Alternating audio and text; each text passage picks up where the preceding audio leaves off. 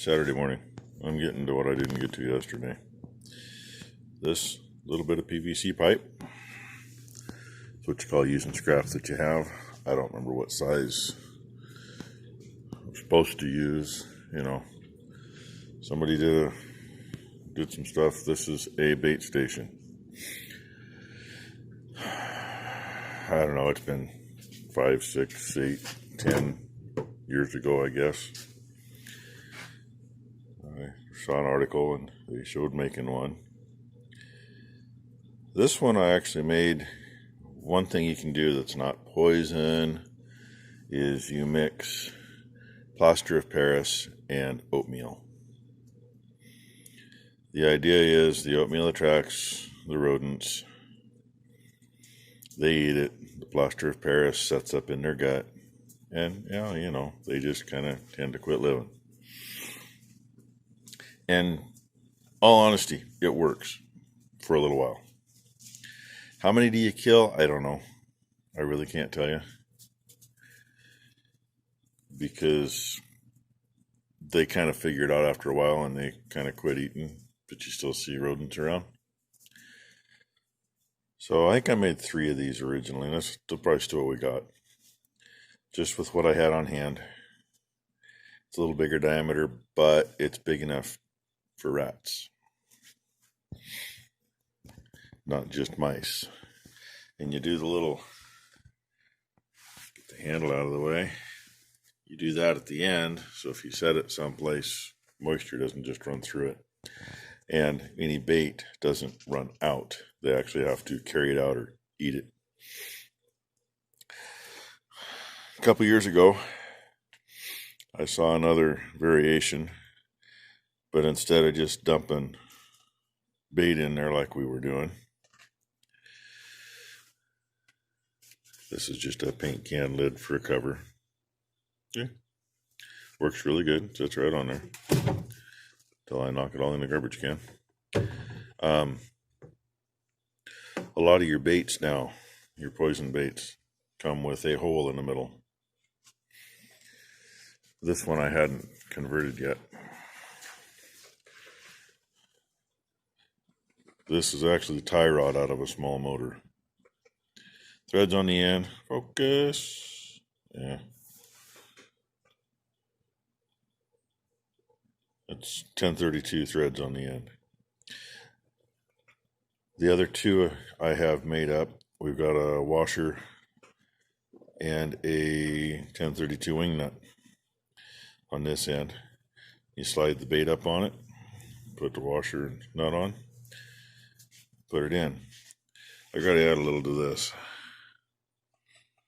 because I'll drill a hole in the center of that. I'll weld another bolt on here, come up here and then fasten it solid so that this will hang down probably about there. Get her down low enough they don't have to fight to eat it. The other 2 were a little high. I mean, they've always worked, but I noticed one of them, they didn't get on really good. I just had to make a 1032 wing nut. That was an 8. I drilled it out, just threaded it. So now I'm going to go find the rest of what I need. And when I got it done, I'll show you how we do it. Figured I better get down here and unhook some stuff and drain the pump before it got cold. They're showing like 33 for the morning, but we're usually at least 5 degrees lower than what they say, especially down here in the creek bottom. So everything's drained. Suction lines are out of the creek. It's just sitting there. I wasn't going to screw around by myself to get it all the way out. Electrical's unhooked, fuses are pulled, box is tied shut. Other than just moving it out of there, there is one line still hooked to it, the one that goes across the creek, but I can't do that without pulling the pump ahead, and I don't want to just pull the pump ahead and have it drop down and hit the other pump and cause an issue. So we'll come down and get that stuff out of the way later. Sounds like number 1's going to be goofing off tomorrow. Her and her fiance have a place and a house. It was his aunt's house.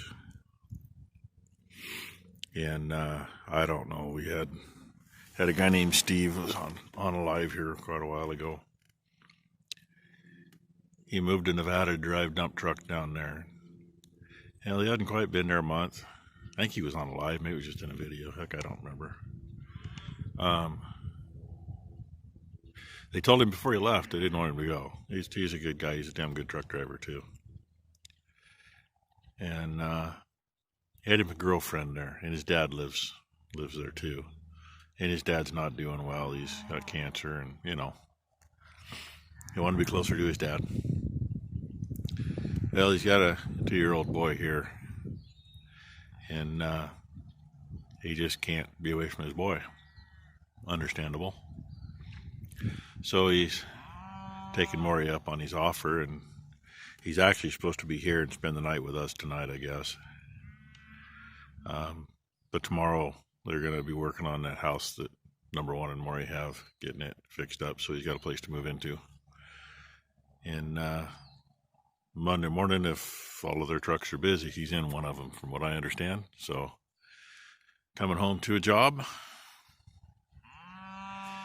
and to a place to stay.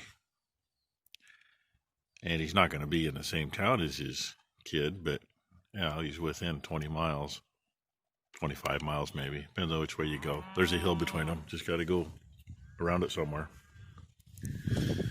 And I don't know if you can hear the cows or not. They're all upset because I'm down here. One of them standing up there waiting for me to go up that way to go out the gate. That's another reason I'm not taking it up by myself. Well, the cow's too close. I don't want them down here. The reason I don't want them down here is because we had trouble with those yearling heifers sneaking across the creek into the neighbors. And we talked about turning them down in here because there's a fair amount of grass in here now.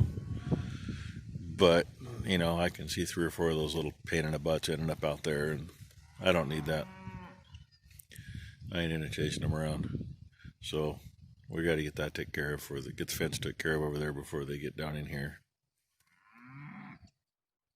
Too much fence to do. Too much fence that's in awkward spots is the biggest thing. But, you know, it is what it is. And get some of this pipe drug out of the way. It stacks over by that power pole with the rest of it. Need to go through that and see what's worth keeping and what's not. But for now, there it is. That's more than enough video. So by now you've gotten to see 2 mail call videos today. And the first part of this video was me reworking a bait station. So there you go. Bait station and irrigation pump. Oh yeah. And the Mighty Tahoe. Well, yeah, I guess that was kind of mixed up in the mail call. Okay, thanks for watching, everybody.